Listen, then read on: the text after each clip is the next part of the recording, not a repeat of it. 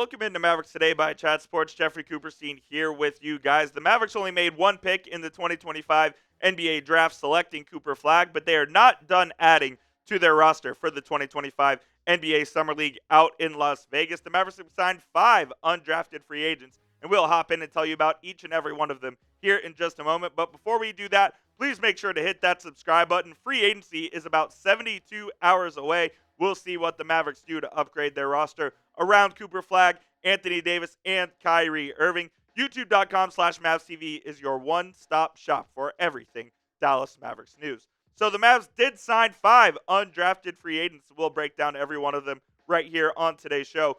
Ryan Nembhard, the guard out of Gonzaga. Miles Kelly, the guard from Auburn. Musa Cece, the big from Memphis. Obinna and Anochili-Killen, I know I messed that one up, the wing from Marshall, and Matt Cross, the wing out of SMU. I wanted to start with Ryan Nembhard because this is a very, very intriguing UDFA signing by the Mavericks. He got a 2-way contract from the Mavs, the guard out of Gonzaga, and you see the numbers on your screen right there.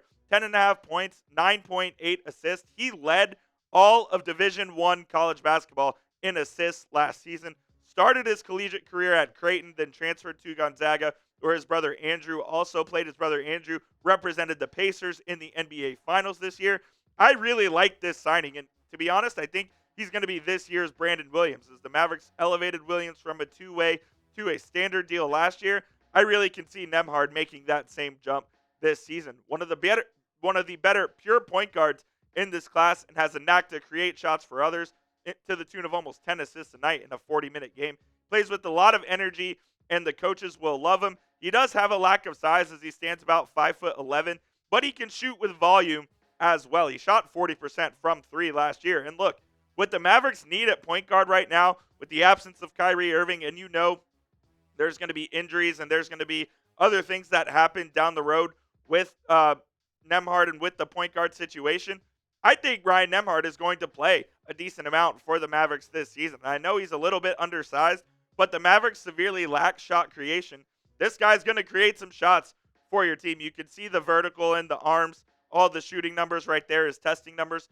And his athletic ability isn't going to jump off the screen to you. What jumps off the screen to you is his pure point guard ability, his ability to run the offense, get guys in the correct spots to create shots, and do all of the things that a point guard needs to do. So I really like this Ryan Nembhard signing, and so does Kevin O'Connor of Yahoo Sports. He said he's an excellent floor general who excels in pick-and-roll situations and made great progress as a scorer during his senior year.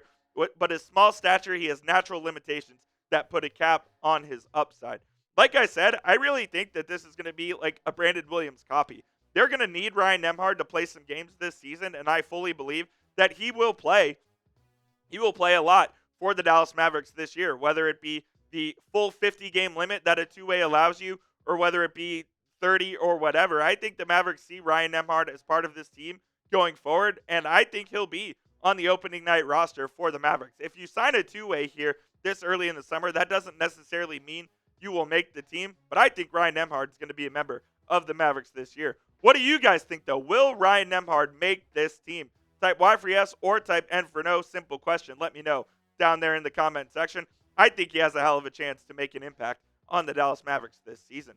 Another guy who the Mavericks signed to a 2-way deal is Miles Kelly, the guard out of Auburn. Auburn was consistently one of the best teams in the nation over the last couple of seasons.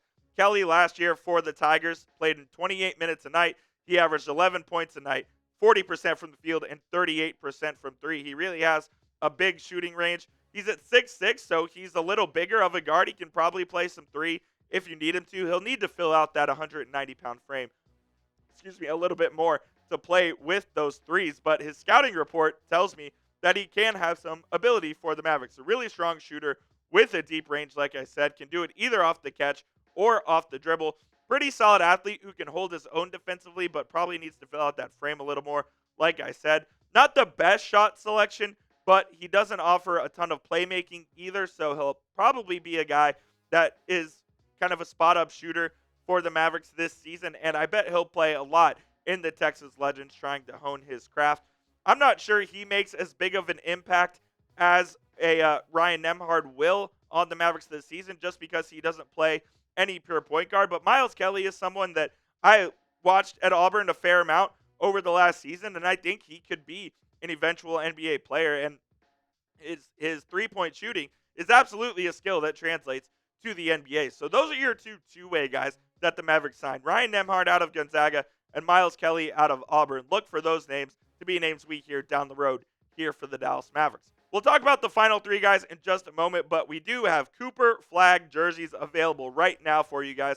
When you go to chatsports.com/flag, they have the championship blues, they have the navy blues, and they have the white, all available for you guys, courtesy of our friends at Fanatics. Go to chatsports.com/flag right now. When you use that link, Fanatics sends us a part of the proceeds, so you can help the channel while getting yourself a Cooper Flagg jersey. That link will be in the comments and the description of today's show. Shout out to Fanatics for sponsoring this episode of Mavericks Today.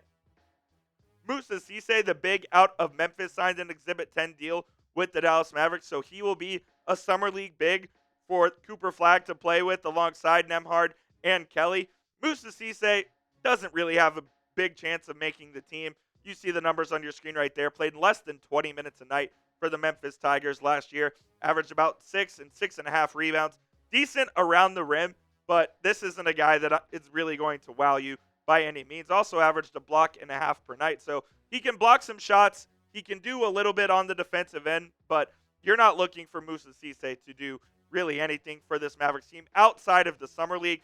I think Cisse might stick with the Legends a little bit and see if he can't find a name for himself via the G League, but don't expect Musa Cece to be a name that you hear much throughout the regular season next year. I'm going to butcher this name once again. Obinna Anochili-Killen, whatever his name is, the wing out of Marshall. The Mavericks actually worked him out pre-draft.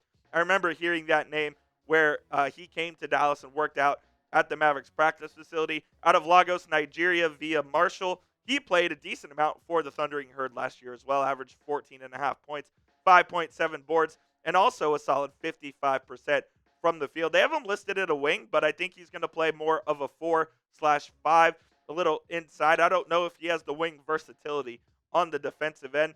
The kid out of Marshall he'll be a Summer League/G League beast just because of his athletic ability, where most guys in the G League are just looking to kind of get their own and whatnot. Maybe Obinna can do that himself. So, like I said, 14.4 points a game, almost 6 boards, 55% from the field. I think he's in the same boat as Cisse, where he doesn't really have a chance to make this Dallas Mavericks team, but maybe he could be a solid G League stash.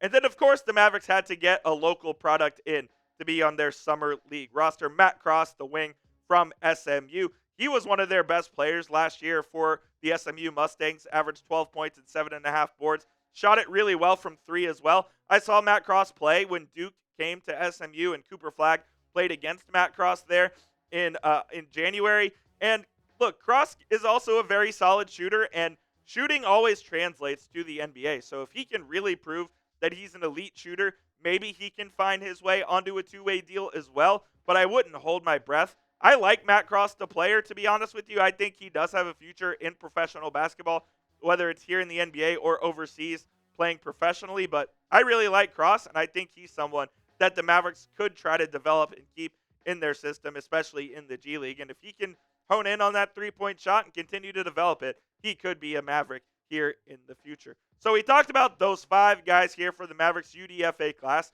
Grade it for me down in the comment section. A, B, C, D, or F.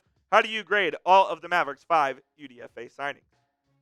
That will do it for today's show, guys. Appreciate you for tuning in to Mavericks Today by Chat Sports. If anything happens over the weekend regarding the likes of D'Angelo Russell, Malcolm Brogdon, whatever the case may be, we'll have you covered right here on the channel. It's youtube.com/MavsTV. Hit that sub button, and we'll see you guys soon.